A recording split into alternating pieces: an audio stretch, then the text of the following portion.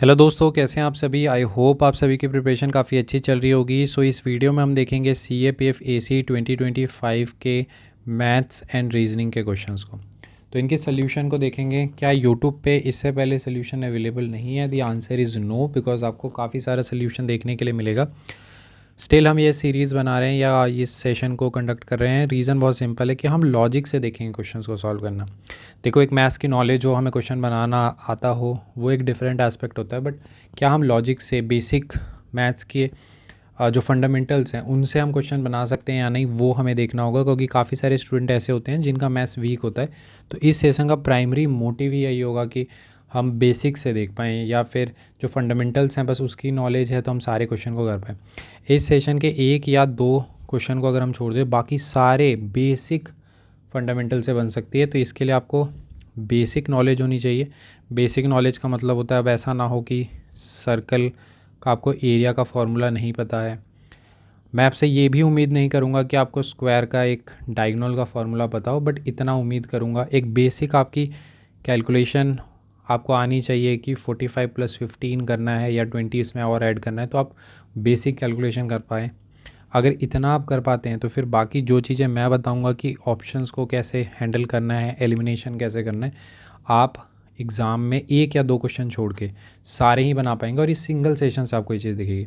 तो थोड़ा सा पेशेंस के साथ देखना है और हर क्वेश्चन को देखना है। कुछ कुछ क्वेश्चन बीच में ऐसे हैं जो मैं डायरेक्ट ऑप्शन देख के आपको डायरेक्ट हिट करवा दूंगा। उसके लिए क्वेश्चन भी इवन पढ़ने की ज़रूरत नहीं। ये थोड़ा स्ट्रेंज लग सकता है आपको कि मैथ्स में ऐसा कैसे होगा, बट हाँ वो चीज़ होती है। वो थोड़ा सा लॉजिक और ये सब डेवलप करने पे होता है। इसी को मैं हमेशा बोलता हूँ कि जो स्टूडेंट MCQ एप्टीट्यूड डेवलप कर लेते हैं वो हमेशा अपने कंपटीशन से एक स्टेप आगे रहते हैं। रगे बात मेरी, तो आपको पता ही होगा कि मैंने CAPF AC एग्जामिनेशन को 3 बार क्लियर किया है। तो उसमें भी मैंने मैथ्स में ठीक ठाक स्कोर किया है। 2 बार मेरे एक एक क्वेश्चन गलत थे और एक बार 2 क्वेश्चन गलत था। इसके अलावा अगर आप देखेंगे कि जो मैथ्स सेंट्रिक एग्ज़ाम है जैसे CDS, तो CDS में OTS तो क्लियर किया ही है, लेकिन IE में भी क्लियर किया था। उसमें मैथ्स में भी अच्छे मार्क्स थे। FCAT हो गया, या फिर मैंने अदर एग्ज़ाम्स भी स्टार्टिंग फेज़ में दिए थे लाइक रेलवे, ये सब। तो इन सभी में one of the highest marks अगर आप बात करेंगे FCAT के ही तो 209 मार्क्स थे। तो इस तरीके से ये रहा है। ये थोड़ी सी क्रेडिबिलिटी इन सभी के लिए रहता है कि हाँ मैं जो चीज़ें बताऊँगा आप देख सकते हैं। बाकी आपको फर्स्ट क्वेश्चन से ही चीज़ें देखने के लिए मिल जाएंगी। तो ये सेट A है और 56 से हमारा जो क्वेश्चन स्टार्ट होता है वो मैथ्स एंड रीजनिंग से स्टार्ट होता है। तो हम फर्स्ट क्वेश्चन से ही देखेंगे। इस सेशन को बस देख लीजिए। एक रिक्वेस्ट होगी मेरी, 30 मिनट्स का हार्डली ये सेशन होगा मोस्ट प्रोबेबली। तो इस सेशन को आप देख लीजिए। इस सेशन के बाद आपको खुद ही दिखेगा कि काफ़ी ज़्यादा चेंज, एक थॉट प्रोसेस डेवलपमेंट आपको देखने के लिए मिलेगी। तो क्वेश्चन सिंपल क्या कहता है, हम क्वेश्चन को पढ़ेंगे कि इनमें से 3 नेचुरल नंबर हैं A B C। ये क्या है, 3 नेचुरल नंबर है। एक इक्वेशन दे रखा है, ABC की वैल्यू दे रखी है। क्वेश्चन से हमें इतना पता चल गया है कि जितने भी ऑप्शन है वो उस ABC की वैल्यू है वो, ठीक है। और ये इक्वेशन इसको सॉल्व करना है और ये तीनों जो है वो नेचुरल नंबर्स हैं, ठीक है। अब देखो, अगर मैं इस एग्ज़ाम में बनाऊंगा तो ABC की वैल्यू यहाँ पर है, ये 43 है। तो जैसे ही मैं देखूंगा कि 43 से बड़ा कोई भी ऑप्शन है उसको मैं कट कर दूंगा और डायरेक्ट आंसर 30 लगा के आ जाऊंगा। बट क्या यहाँ पे मैं शो ऑफ करने आया हूँ? नहीं, मैं इसके पीछे के लॉजिक्स बताऊंगा कि कैसे ये चीज़ वर्क करती है। देखिए सिंपल सी बात है, अगर ABC + A + C है, यानी ABC की कोई वैल्यू होगी, बाकी सारे नेचुरल नंबर्स। अब इतनी बेसिक मैं जानते होंगे आप, इसकी उम्मीद मैं करूँगा कि नेचुरल नंबर 1 2 3 4 ये सब होते हैं। होल नंबर होता तो एक 0 हो जाता, अगर इंटीजर होता तो माइनस में आता। तो ये वाला पूरा पोर्शन नेचुरल नंबर हो तो यानी पॉजिटिव नंबर है। तो ABC में कुछ ना कुछ ऐड होगा। अगर ये 43 है तो अगर हम इसमें 43 से बड़ा कुछ भी रख देते हैं तो ये जैसे ही उसमें कुछ पॉजिटिव ऐड होगा तो वो ज़्यादा हो जाएगा। तो 45 होता +1 2 3 कुछ भी 45 होगा, 60 होगा, 75 होगा, वो कभी 43 नहीं हो सकता। अब एक सवाल ये होता है कि कुछ स्टूडेंट आएंगे बोलेंगे नहीं सर को तो कुछ पता ही नहीं है, 1/43 तो रेशियो है, इसमें 2 भी मल्टीप्लाई हो सकता है, इसमें 3 यानी कि 22/86 भी हो सकता है, इसमें 33/129 भी हो सकता है, ऐसे करके तमाम हो सकते हैं। बट मैं बोलूँगा नहीं, एक और लॉजिक है मेरे पास कि अगर यहाँ पर ये 11 है तो BC + 1 = वो वैल्यू है। अगर मैं बोलता हूँ कि वो 22 है सपोज़ बाई सी हम लेते हैं तो इसकी वैल्यू 21 होगी। अगर इसकी वैल्यू 21 है बी सी में तो कुछ भी ए से मल्टीप्लाई होगा तो वो 21 का मल्टीपल होना चाहिए। कहीं दिख रहा है? अगर ये 33 होता तो बी सी की वैल्यू 32 होती। तो क्या कोई मल्टीपल आपको 8 ये सब का दिख रहा है? सारे तो मल्टीपल 10 और 15 के ही हैं, तो यहाँ पर कहीं ना कहीं हमें 10 का होना चाहिए, 60 तो होगा भी नहीं। एक लॉजिक तो ये हो गया। दूसरा मेरा लॉजिक क्या कहता है, तो इसमें आपने देखा कोई ये सब करने की ज़रूरत नहीं है। आप देखेंगे कि लोगों ने इसको क्रॉस मल्टीप्लिकेशन से बता रखा है, कुछ लोगों ने वैल्यू पुट भी बता रखा है, बट वो अप्रोच जो होना चाहिए वो नहीं है। अब क्या करेंगे, एग्ज़ाम में जैसे 30 आ गया तो मैं रिस्क नहीं लूँगा, सिंपल सी बात है। मैं एक बार पुट करके देख लूँगा कि हाँ ये चीज़ सेटिस्फाई हो रही है या नहीं। तो मैंने माना कि ये 30 है, प्लस ए प्लस सी, ऊपर वाला 10 मैंने मान लिया है, प्लस 1 इज इक्वल टू 11, क्योंकि 11/43 हमने रखा है। तो अगर ये 30 है यानी कि बी सी की वैल्यू तो मैंने रख रखा है 10, तो ए की वैल्यू ऑटोमेटिकली क्या आ रही है 3, तो ए की 3, सी का मैंने 10 मान लिया, तो बी की वैल्यू 1 होगी।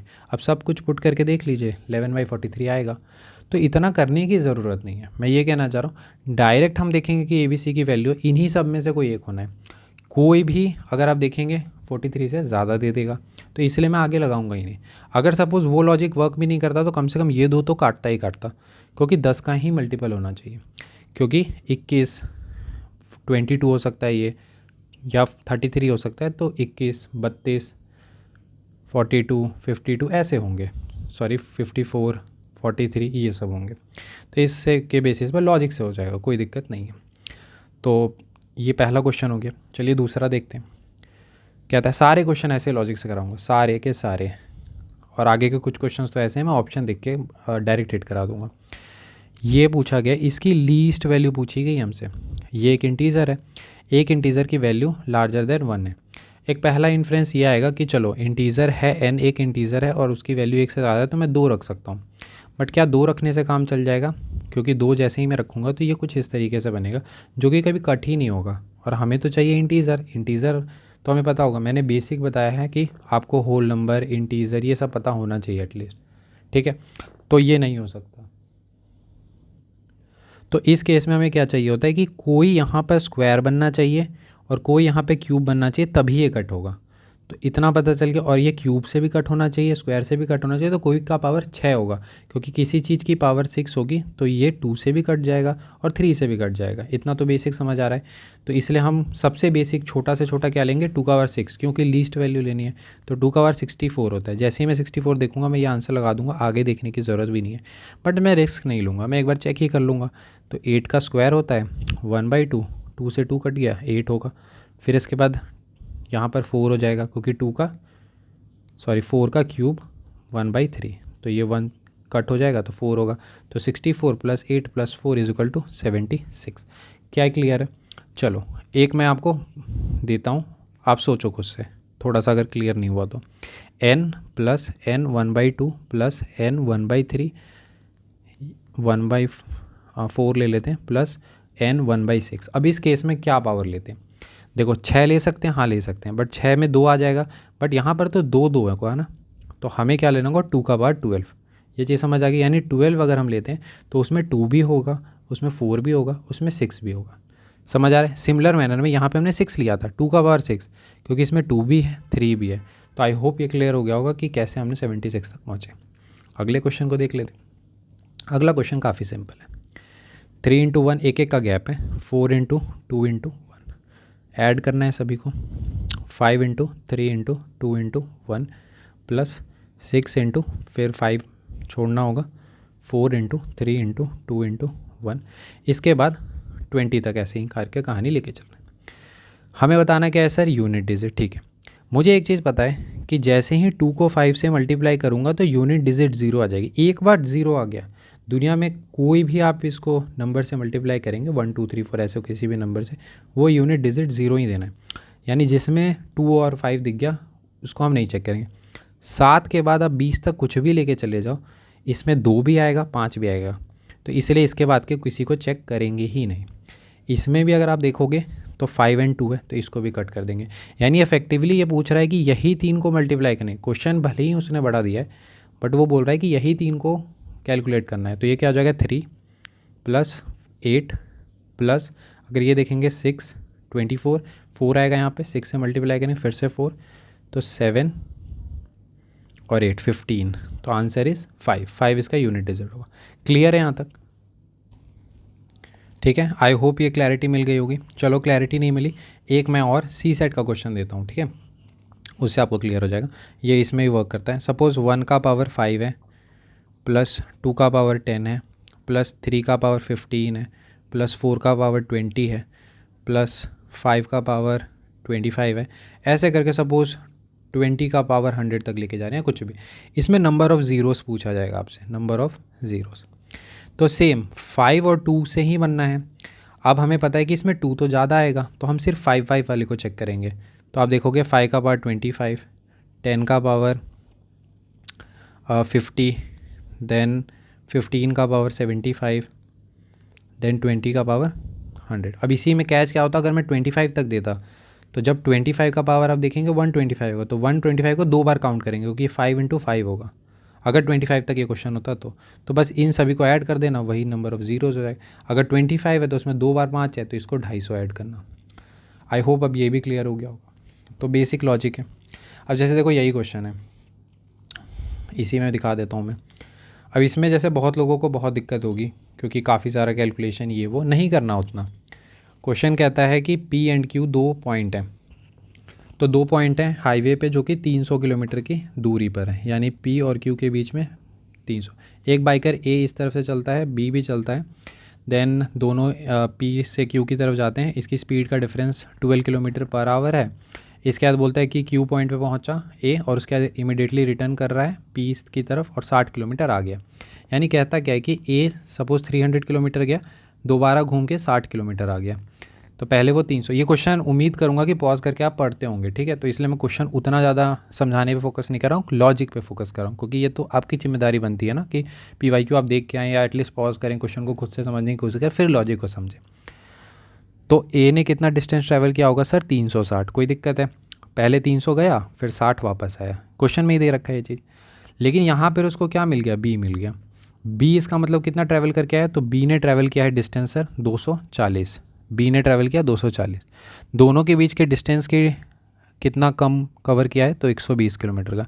इसकी वैल्यू कितनी दे रखी है? इसकी वैल्यू नहीं, मतलब ये स्पीड का डिफरेंस कितना है? 12। तो एक की वैल्यू 10 है, तो 360 की वैल्यू के लिए 36 होगा। मैं जानता हूँ ये चीज़ समझ नहीं आएगी, इसलिए यहाँ पे थोड़ा एम्फेसिस करूँगा। 120 किलोमीटर का डिफरेंस है। कोई भी डिस्टेंस किससे ट्रैवल होगी? स्पीड से ट्रैवल होगी। स्पीड कितना है? 12 किलोमीटर का। तो हमें तो स्पीड ही बताना है ना। तो अगर 12 किलोमीटर की वैल्यू 120 है, यानी कि 10 का मल्टीपल है, तो 360 जाने के लिए कितनी स्पीड लगी होगी? 36, क्योंकि 36। अब इसकी स्पीड पूछता तो ये 24 किलोमीटर स्पीड है इसकी, समझ रहे हो? 10 का मल्टीपल चल रहा है। तो ये बाकी देखो बेसिक से करना है तो बेसिक से भी कर सकते हो, बट ये तो इस क्वेश्चन के लिए देखेंगे तो लाइक आपको तो पता है ये एक्सप्लेन करने के लिए डायरेक्ट नहीं तो हिट भी किया जा सकता है। अब जैसे देखो ये क्वेश्चन है। अब इस तरीके के क्वेश्चन में क्या है कि अगर सपोज समझ नहीं आ रहा तो हिंदी भी आपके पास ऑप्शन रहता है, हिंदी भी आप देख सकते हैं। अब जैसे इसमें बहुत लोग को लगे कि डायगोनल का फार्मूला की ज़रूरत है, नहीं है फार्मूला की ज़रूरत। 4 सिलेंडर्स हैं, उनको 1-1 मीटर का है, तो 4 सिलेंडर्स को ऐसे रख देते हैं, ठीक है। सर्कल थोड़ा छोटा बड़ा हो सकता है, बट वहाँ पर आपका एग्जैक्ट सेम होगा, ठीक है। तो ये उम्मीद कर लीजिएगा कि सारे बराबर हैं, ठीक है।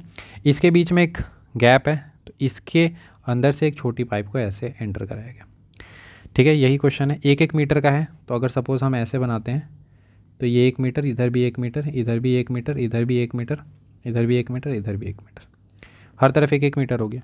अब क्या पूछ रहा है इसमें? रेडियस पूछ रहा है, जो इसके बीच में छोटी पाइप गई है ना, इसका रेडियस पूछ रहा है। क्या हम एक डायगोनल ड्रॉ कर सकते हैं ऐसे? हाँ, कर सकते हैं। अब इस चीज़ को समझो। बहुत लोगों को लगे कि इसमें डायगोनल की फार्मूला की ज़रूरत है। नहीं, डायगोनल के फार्मूला की बिल्कुल ज़रूरत नहीं। मुझे पता चल गया है सर ये कि ये क्या है, एक स्क्वायर है, तो ये हमारा राइट एंगल ट्रायंगल बन रहा है, ठीक है। तो मैंने जैसा बताया था बेसिक आपको पता होनी चाहिए कि PYH क्या होता है, ये सब पता होना चाहिए। तो इसकी एक साइड अगर मैं इस तरीके से आपको बना के दिखाऊं तो ये 2 है, ये 2 है, मुझे ये निकालना है। क्या निकालना है? ये। तो आपको पता होगा कि पाइथागोरस का थ्योरम क्या कहता है? 2 का स्क्वायर 2 का स्क्वायर, तो ये कितना होगा? 4 + 4 दैट इज़ 8। 8 का अगर रूट निकालेंगे, क्योंकि इसकी वैल्यू तो रूट आएगी, मतलब अब ये मैं उम्मीद करूँगा कि इतना तो बेसिक पता होगा, क्योंकि अब ये तो बेसिक है, अब इससे कम बेसिक में नहीं हो सकता। तो कितना आ जाएगा? 2 का पावर 2। तो मुझे ये पता चल गया कि इस पूरे की वैल्यू 2 का पावर 2 है, ठीक है, मैंने बोला डायगोनल की कोई फार्मूला की ज़रूरत नहीं है, जिसको डायगोनल का पता होगा वो तो निकाल लेगा। 2 की पावर 2, तो यहाँ से मैं दूसरा कलर ले लेता हूँ, यहाँ से यहाँ तक की दूरी कितनी होगी, क्योंकि ये भी रेडियस है तो एक ही होगा। यहाँ से यहाँ तक की कितनी होगी, एक ही होगा। तो यानी कि 2 का पावर 2 पूरा था, इसमें से हम 2 माइनस करेंगे तो ये बीच वाला का पूरा डायमीटर निकल जाएगा। तो जैसे ही इसमें से 2 कॉमन लेंगे तो क्या आएगी वैल्यू, 2 माइनस 1, और हमें चाहिए क्या, रेडियस, 2 से इसको डिवाइड करेंगे तो √2 माइनस 1 हमारा आंसर हो जाएगा। क्लियर है यहाँ तक? आपके पास ऑप्शन है इसको फिर से रिपीट करके देखने का, बट स्टिल बहुत लोग नहीं देखेंगे तो मैं फिर से एक बार रिपीट कर देता हूँ। इसकी वैल्यू 2 थी, इसकी वैल्यू 2 थी, तो इसका वैल्यू अपने आप 2√2 आ गया। इसमें से यहाँ तक का एरिया 1, यहाँ तक का एरिया 1, बीच में ये सर्कल पड़ा था, तो इसमें से हम 2√2 में से 2 माइनस कर सकते हैं, तो 2 कॉमन लेंगे, तो 2 अगर कॉमन लेंगे तो क्या होगा, 2√-1। ये तो पूरा डायमीटर आया, पूछा क्या गया है, रेडियस पूछा गया, 2 से इसको डिवाइड कर देंगे। ठीक है, तो क्या कोई लॉजिक के अलावा कोई फार्मूला ये सब की ज़रूरत पड़ी, नहीं। ठीक है, अब जैसे देखो इस क्वेश्चन को देखो, इसमें आप देखेंगे यूट्यूब पे भी बहुत लोगों ने कराया है, इसमें लोग सिमेट्री सिमिलैरिटी वाला ये सब बता रहे, नहीं ज़रूरत है सिमिलैरिटी की, बेसिक से भी कर सकते हैं हम।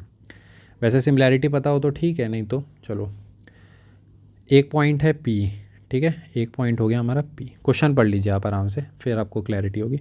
एक यहाँ पर पेड़ है, ठीक है, और एक यहाँ पर बड़ा पेड़ है, ठीक है, तो ये हमारा, इसकी लंबाई 1 है, इसकी 3 है, और इसके बीच की डिस्टेंस A है, तो ये वाली डिस्टेंस हमसे पूछी गई है। क्वेश्चन आप पढ़ सकते हैं कि एक पॉइंट P है ग्राउंड पे, जो कि 2 पेड़ से इतनी दूरी पर है, और फिर ये आपसे पूछा गया है। ठीक है, चाहे ये पूछा जाता चाहे ये पूछा जाता, बात तो वही हो जाती। तो सिमिलैरिटी में ये लगता है कि इसकी जितनी होगी इन दोनों के, मैं कलर चेंज कर लेता हूँ, इन दोनों का जो रेशियो होगा वो इसके और इसके पूरे के रेशियो के बराबर होगा, तो 2A आंसर होगा। बट वो हम नहीं पता, हमें सिमिलैरिटी पढ़ा ही नहीं आज तक। एक तो लॉजिक यही काम करता है कि अगर ये A है तो A तो नहीं होगा, और 4A तो कैसे ही हो जाएगा। तो वैसे भी थोड़ा सा फ़ोटो वोटो से भी देख सकते हो, बट ठीक है, ये भी नहीं पता। ठीक है, कुछ चीज़ें तो थोड़ी पता होंगी, तो वो चीज़ हम देखेंगे। मैं क्या करूँगा, रियल एग्ज़ाम में थोड़ा सा पर्सपेक्टिव बिल्डिंग के लिए इसको मैंने सीधा कर दिया है। ठीक है, ये सिर्फ उनको लिए बताया जा रहा है जिनको सिमिलैरिटी ही नहीं पता। अगर सिमिलैरिटी पता है तो कोई दिक्कत नहीं है। तो यहाँ पर ये 1 है इसकी वैल्यू 3 है। ठीक है, मुझे एटलीस्ट ये पता है कि ये वाला जो एंगल होता है, तो हम इसको लिख सकते हैं, इसके सामने वाला P हो जाएगा, तो P/B ये हो गया, मान लेते हैं P1, इसके सामने वाला परपेंडिकुलर होगा, ये बेस 1, तो P1, और इसका P2 और B2, ये हो गया P2, ये हो गया पूरा B2। इतना तो क्लियर है, क्योंकि इस एंगल, ये इसके लिए भी यही एंगल है और इस पूरे बड़े वाले के लिए भी यही एंगल है, तो दोनों का P1/B1 और P2/B2 ये तो बराबर होगा। इतना तो समझ आ रहा है।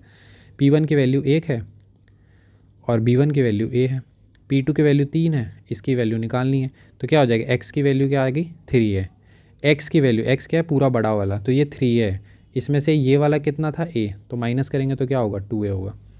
क्लियर है यहाँ तक? क्या इसमें भी मैंने कोई सिमिलैरिटी, नहीं, बेसिक इतना तो पता होगा, P/B क्या होता है, B/H क्या होता है, P/H क्या होता है, तो ये सब थोड़ा पता होना चाहिए। तो ठीक है, यहाँ तक एक बार रिपीट करके देख लेना। ठीक है, फिर से मैं अगर थोड़ा सा पर्सपेक्टिव बिल्डिंग के लिए बता दूँ, ये हमारा P1 है, ये हमारा B1 है, ये हमारा P2 है, ये पूरा हमारा, क्योंकि ये एंगल तो सेम है ना दोनों के लिए, इसके लिए भी यही एंगल है, इसके लिए भी यही एंगल है। उम्मीद करता हूँ ये भी क्लियर हो गया होगा। आ जाते हैं ये, आप देखेंगे जिन्होंने वीडियो भी बनाई है उन्होंने ये क्वेश्चन ही स्किप कर दिया है। ये क्वेश्चन किसी ने कराया ही नहीं है, क्योंकि ये मैं भी बोलूँगा कि हाँ, फर्स्ट इंस्टेंस में इसे स्किप कर देना चाहिए। 1-2 क्वेश्चन होते हैं जिसे स्किप कर देना चाहिए, बट स्टिल अगर मैं लॉजिक लगाऊंगा तो मैं लगाऊंगा थोड़ा लॉजिक। एक घड़ी है जिसको 8 AM पे सेट किया गया मॉर्निंग में, ठीक है, मिनट और आवर हैंड जो है वो 65 मिनट बाद मिलता है, ठीक है, और 8 PM पे क्या होगा, यहाँ क्या रखा है, अप्रॉक्सीमेट। मैं पता है क्या लॉजिक लगाऊंगा, थोड़ा सा एब्सर्ड लग सकता है, बट थोड़ा सोचिए, ये अप्रॉक्सीमेट है, यानी 8 के कोई आसपास का टाइम होगा। अब एग्जामिनर थोड़ा भी रिस्क नहीं लेगा, जो भी क्वेश्चन अप्रॉक्सीमेट वाले होते हैं उसमें आंसर थोड़ा सा डेफिनेट की तरफ एग्जामिनर लेके जाता है, ताकि वो, आप देखेंगे कि इसकी वैल्यू 8 है, इसकी 8 से ज़्यादा है, ये भी 8 है, ये भी 8, ये तीनों ही आंसर नहीं होगा, ये आंसर होगा। थोड़ा सोचना है, मैं बहुत ही क्लियरली, मैं इसमें भी अप्रॉक्सीमेशन बताऊंगा कि डायरेक्ट आप कैसे इसको हिट कर देंगे बिना कुछ पढ़े। अप्रॉक्सीमेशन में यही गेम होता है। क्यों? क्योंकि अगर टाइम 8 होती तो डायरेक्ट आंसर होता 8 ही, कोई अप्रॉक्सीमेशन नहीं होता, यानी 8.1 पॉइंट कुछ सेकेंड में होगा, सपोज 56 57। अब इसकी वैल्यू आप 8 बज के 2 मिनट करोगे या 8 करोगे, सपोज़ 8 3 मिनट, सपोज़ 42 सेकेंड। अब इसको क्या करोगे 5, तो ऐसा रिस्क नहीं लेगा एग्जामिनर। तभी फोकस करेगा कि एक ही को मैं नीचे दे देता हूँ, 8 से कम वाला वही आंसर होगा, क्योंकि बाकी सब बड़े ही होंगे, तो कोई अप्रॉक्सीमेशन में वही नहीं होगा, झंझट ही का था। वैसे सोचना था, ठीक है। थोड़ा एब्सर्ड लग सकता है, बट हाँ ये चीज़ चलती है। मैं अगले में भी दिखा दूंगा, अप्रॉक्सीमेशन में ये चीज़ लगती है कि ज़्यादा वाला नहीं होगा, वो वैसे रिस्क नहीं लेता है। बाकी देखो दूसरा एक लॉजिक तो चलो ये है कि 65 5/11 होता है एग्जैक्ट वैल्यू, पता है तो ठीक है। दूसरा एक ये भी होता है कि 24 घंटे में 22 बार जो होती है मिनट और आवर हैंड मिलती है, ये फैक्ट है, याद कर लीजिएगा। 12 घंटे में 11 बार मिलती है। अगर ये भी पता है तो चलो कर सकते हैं, मुझे ये भी नहीं पता, मैं बिल्कुल बेसिक। मैं देखता हूँ कि सर ये 12 बज गया, ठीक है, तो 12 पे दोनों जो आपके हैंड्स होंगे वो 12 पे होंगे। अब ये पूरा घूम के आएगा एक बार, जो हमारा मिनट हैंड है, तो ये 1 पे चला जाएगा हमारा आवर हैंड। तो 1 बजे कितना मिनट हुआ है अभी, 60 मिनट हुआ है। यहाँ तक आराम से कोई दिक्कत नहीं होगी, यहाँ तक क्लैरिटी मिल गई होगी कि 60 मिनट बाद 1 पे हमारा आवर हैंड है और 12 पे ये है, लेकिन मिला नहीं है अभी तक। मिलने के लिए इसको और इधर आना पड़ेगा, और 5 मिनट आगे आया, 65 मिनट्स हो गए। बट क्या 65 मिनट्स पे मिल जाएगा, answer is no, because our hand थोड़ा सा और आगे बढ़ जाएगा, क्योंकि 5 मिनट मिनट हैंड आगे बढ़ाना, तो ये थोड़ा सा आगे बढ़ जाएगा। इतना तो समझ आ रहा है, यानी 65 मिनट से थोड़ा तो ज़्यादा ही होगा। वो वैल्यू क्या होगी, ऐसे रियल में 5/11 होती है, बट नहीं पता मुझे, तो वो वैल्यू क्या होगी वो मुझे नहीं पता। बट मुझे ये तो पता है कि वो 65 से ज़्यादा होगी। एग्ज़ामिनर तो कह रहा है कि 65 से कम है, अगर वो 65 से ज़्यादा होनी चाहिए, बट वो एग्ज़ामिनर कह रहा है कि 65 मिनट्स पे ही मिल जा रहा है वो, तो कहीं ना कहीं वो क्या है, स्लो है। चल जो घड़ी रही है वो हमारी थोड़ी स्लो चल रही है। सॉरी, ये एक करेक्शन कर लीजिएगा, स्लो नहीं, वो फास्ट चल रही है, क्योंकि मिलना था 65 से थोड़ा ज़्यादा टाइम पे, बट मिल किस टाइम पे रहा है, 65 पे मिल जा रहा है, यानी पहले ही मिल जा रहा है ना, तो थोड़ी तेज़ चल रही होगी। अब जैसे किसी चीज़ को 65 सपोज़ कुछ सेकंड में मिलना था, बट वो 65 पे ही मिल गया, तो इसका मतलब वो चीज़ फास्ट चली है। आपको सपोज़ 2 बजे कहीं पहुंचना था, आप 1 बजे ही पहुंच गए, तो इसका मतलब बहुत जल्दी गए होंगे, स्पीड से गए होंगे। तो अगर आप स्पीड से जाएंगे तो 8 बजे आपका टाइम शो कर रहा है, बट रियल में तो आप थोड़े कम होंगे ना, तो 7:55 ये ठीक है। इसको मैं थोड़ा सा एक बार और बता देता हूँ, शायद ये वाला स्लो फास्ट वाला नहीं, देखो 65 मिनट्स कुछ, ठीक है। तो ये क्या कह रहा है कि अभी 8 PM हो गए, ठीक है, यानी हम 8 PM पे पहुंच गए। बट एक्चुअल टाइम क्या है, तो एक्चुअल टाइम इससे पहले होगा ना, क्योंकि आप तो बहुत तेज़ी से भाग गए, आप फास्ट हो, समझ रहे हो, आप फास्ट हो, लेकिन आपको थोड़ा पहले ही रहना था, क्योंकि रियल टाइम तो 7:55 हुआ है, बट क्योंकि आप फास्ट हो, क्योंकि 65 मिनट्स में आप मैच करा दे रहे हो, मैच करना था 65 5/11 पे या 65 से थोड़ा ज़्यादा पे, तो आपको होना चाहिए था 7:55 पे, बट अभी आप शो कर रहे हो 8 बजे का, तो आप थोड़े फास्ट हो, तो इसलिए ये आंसर हो जाएगा। उम्मीद करता हूँ समझ गए होंगे। ये क्वेश्चन किसी ने नहीं कराया, सबने स्किप कर दिया, बट आपको मैंने इसका लॉजिक बता दिया, लॉजिक से भी सॉल्व करनी। ये देखो एक है, तो इसमें एक सर्कल है, इसके अंतर्गत एक हमने ट्रायंगल बना दिया है, ठीक है। अब इसकी एरिया पूछ रखी है, सिंपल सा सोचो मेरे भाई, एरिया ऑफ सर्कल और ट्रायंगल का पूछ रखा है। एक सर्कल के अंदर ट्रायंगल होगा ना, एक सर्कल के अंदर ट्रायंगल होगा और कहीं ना कहीं आधा से भी ज़्यादा का एरिया होगा, तो कभी भी जो सर्कल का एरिया है वो बड़ा होगा, इसका एरिया छोटा होगा। ये कह रहा है 3.14 जो भी वैल्यू होती है, 3 होती है, तो 1:3, ये बोल रहा है कि छोटा है। ये हो सकता है क्या, एरिया इसका बोल रहा है कि सर्कल का छोटा है। इस केस में देखो √3 कुछ भी वैल्यू हो, 2 आने के लिए √4 चाहिए था, लेकिन ये तो √3 पे बोल रहा है, तो ये भी क्या होगा, गलत। ये वाला थोड़ा क्लोज हो सकता है, बट ये भी नहीं हो सकता, क्योंकि √3:1 है। यहाँ देखिए 3:1 है, और ऐसे भी अप्रॉक्सीमेट बोल रहा है, तो उसको क्लोज जाना ही पड़ेगा, तो ये आंसर होगा। सिंपल सी बात है, एरिया सर्कल की बड़ा होगा, ट्रायंगल का छोटा। मुझे देखने की ज़रूरत भी नहीं थी, बट फिर भी मैं देखूंगा।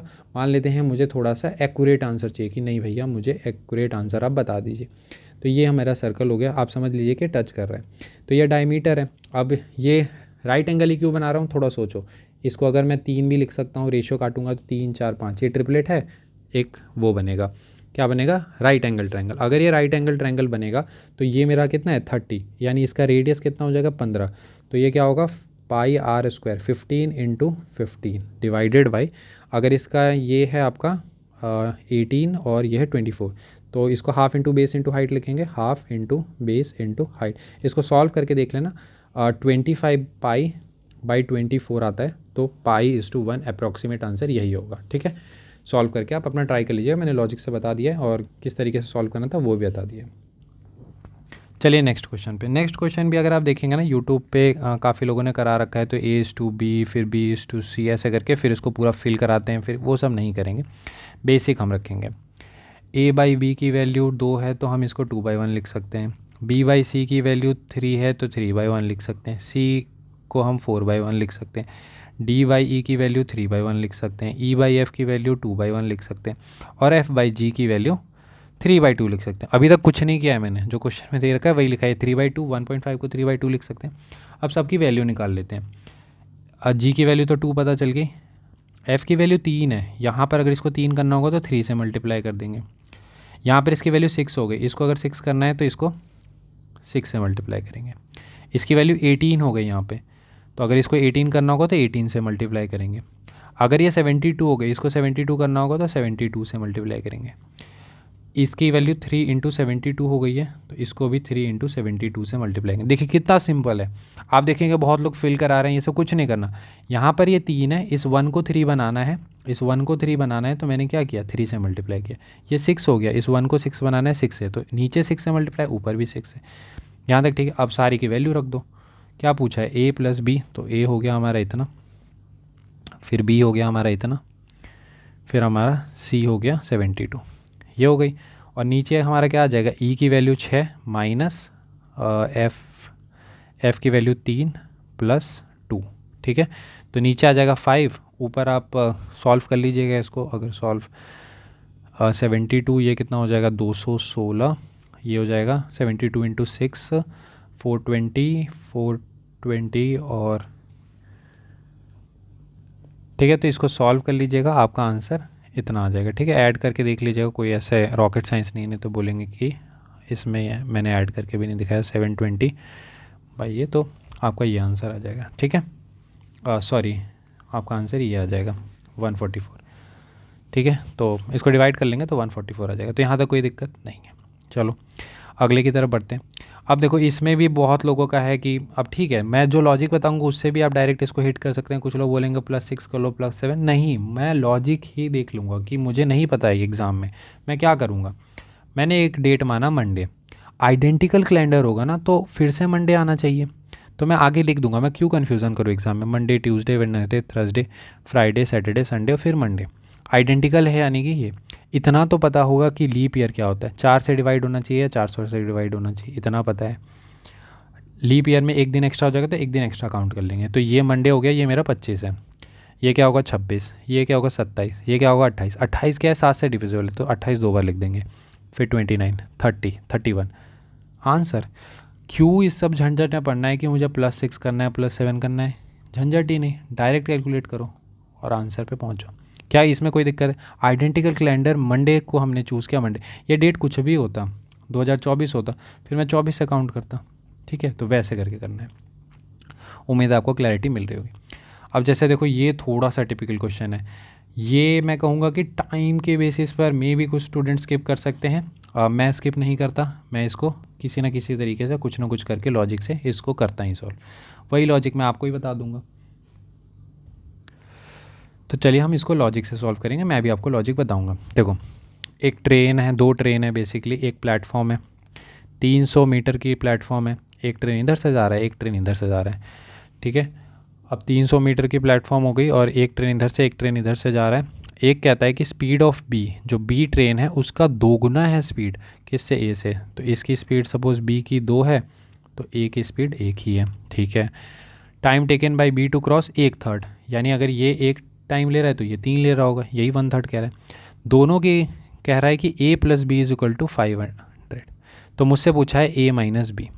मुझे पता है ये a - b की वैल्यू है ना, तो क्या मैं a और b की वैल्यू निकाल सकता हूँ। हाँ, अगर आपको पता हो कि जैसे सपोज़ 300 इसकी वैल्यू है, तो a की वैल्यू निकालनी होगी तो जोड़ के हटा देंगे 400 हो जाएगा, और इसको माइनस करके कर लेंगे तो 100 हो जाएगा। ठीक है, समझ रहे हो ना। इसको ऐड कर देंगे तो b कैंसिल हो जाएगा और 2a की वैल्यू 4 400 आ जाएगा, ए की वैल्यू बेसिकली 800। तो हमारे में ऐसे लॉजिक से बोलते हैं जोड़कर घटाएंगे तो बड़े वाली की वैल्यू, घटाकर आधा करेंगे तो, ठीक है। तो जोड़कर जैसे कि 500 और 300 800 हो गया, तो ए की वैल्यू 400, आधा कर दिया, घटाकर आधा 200 के आधा 100। सिमिलरली जैसे ये 500 में 200 जोड़ देंगे 700, तो 350 150। इसमें 500 में 250 जोड़ देंगे तो 750, और उसका आधा कर देंगे तो 375, 125। सेम यहाँ पे भी कर देंगे तो ये आ जाएगा 360 और 140, ठीक है। जो लोग थोड़ा सा कैलकुलेशन में स्लो होंगे तो वो आराम आराम से कर लेंगे, कोई बात नहीं है। तो ये मुझे ए और बी की वैल्यू पता चल गई। इतना करने में कोई टाइम लगेगा, ये तो मैं एक्सप्लेन कर रहा हूँ, मतलब ये तो 5 सेकंड लग सकता है, चलो 10 सेकंड लग जाएगा, ठीक है। 10 सेकंड में जो क्वेश्चन लोग स्किप कर रहे होंगे वो आप आंसर तक पहुँचने वाले हैं। अभी देखिए, अब मुझे पता है कि ट्रेन, ये तो बेसिक सा है, अगर ट्रेन किसी पोल को पार कर रहा है तो अपनी लेंथ पार करता है, अगर किसी प्लेटफॉर्म को पार कर रहा है तो वो 300 प्लस अपना लेंथ, यानी कि अगर उसने अब ए ट्रेन ने क्रॉस किया है तो वो 300 प्लस ए, ये डिस्टेंस उसने ट्रैवल किया है। और अगर बी ने किया है तो वो 300 प्लस बी, ये तो लॉजिकल है ना। अब ये भी एक्सप्लेन करना पड़ेगा, ये ट्रेन है तो ये पूरा प्लेटफॉर्म 300 क्रॉस किया, अब यहाँ पर इंजन है, अब पूरा ट्रेन क्रॉस करेगा तभी उसको हम क्रॉस मानेंगे, तो ये इसकी ए लेंथ हो गई। तो पूरा ए ट्रेन का लेंथ और फिर ये तभी हम मानेंगे, तो ये पूरा डिस्टेंस ट्रैवल किया, यानी 300 प्लस ए, ये 300 प्लस बी, ठीक है। टाइम कितना लगा सर? टाइम मेरा लगा है इसमें 1, तो इसको लगा 3, क्योंकि बी को 1/3 टाइम लगता है, ये क्वेश्चन ही कह रहा है। अभी तक जितना क्वेश्चन ने बोला है वही लिखा हूँ मैंने, लॉजिक कुछ नहीं लगाया। इसकी स्पीड 2 है, इसकी 1, तो हमारा डिस्टेंस की रेशियो क्या हो जाएगी 2:3। अब ये समझना है कि मैंने डिस्टेंस की रेशियो 2:3 क्यों लिख दी। इतना पता होना चाहिए कि सर डिस्टेंस क्या होता है, distance is nothing but speed into time. B का हम डिस्टेंस निकाल रहे हैं, तो बी का डिस्टेंस कितना हो जाएगा, स्पीड कितनी है बी की 2, टाइम कितना है 1, तो कितनी हो जाएगी इसकी 2। अगर ए का निकालेंगे, सपोज़ ए का हम स्पीड निकालेंगे, स्पीड कितना है ए का 1, टाइम कितना है 3, तो इसका कितना हो जाएगा 3, तो डिस्टेंस इसके लिए 3 है, इसके लिए 2, रेशियो में ही है, तो 3:2 होना चाहिए। अब वैल्यू पुट कर लो, जैसे ही 140 पुट करोगे तो ये हो जाएगा 440, और इसमें बी की वैल्यू पुट करोगे तो, और ए की वैल्यू 360 पुट करोगे तो ये हो जाएगा 660। इन दोनों का रेशियो क्या है 2:1, डायरेक्ट आंसर। आप किसी और में चेक कर लीजिए, 2:3 रेशियो आना ही नहीं है। समझ रहे हो क्या? यहाँ तक क्लियर है? मैं ये वाला पार्ट फिर से बता देता हूँ ताकि कन्फ्यूज़न ना हो आपको। मैंने यहाँ पर क्या किया है सर, डिस्टेंस जो होता है, डिस्टेंस वो स्पीड इनटू टाइम होता है, ठीक है। मैंने रेशियो ले लिया है, तो ये मान लो 2x लिखते, बट वो क्यों करना है, तो 2 हो गई बी की डिस्टेंस निकाल रहे हैं, तो बी का स्पीड है 2, टाइम है उसका 1। अगर ए का निकालेंगे तो ए का स्पीड है 1, टाइम है ये, तो distance of A ratio distance of B क्या हो जाएगा 3:2। यानी अगर इसकी वैल्यू पुट करोगे तो जैसे देखो, मैं एक और पुट करके दिखाता हूँ, 300 में 100 जोड़ोगे तो 400, और 300 में ये तो 700, तो ये क्या 7:4 आ रहा है, बट चाहिए क्या हमें 3:2। और भी किसी को पुट कर, लेकिन इसी में पुट कर रहे हैं तो ये 3:2 आ रहा है, तो ये हमारा आंसर हो जाएगा 220, ठीक है। तो उम्मीद करता हूँ ये सेशन अच्छा लगा होगा, ठीक है। बाकी के शायद 4 या 5 सवाल होंगे, वो नेक्स्ट में देख लेते हैं। अगर ये सेशन अच्छा लग रहा है तो कमेंट के बेसिस पे हम देखेंगे कि और क्या अगर सीखने के लिए मिला है तो वो भी चीज़ आप बताएंगे। मिलते हैं अगले सेशन में। Thank you, have a nice day.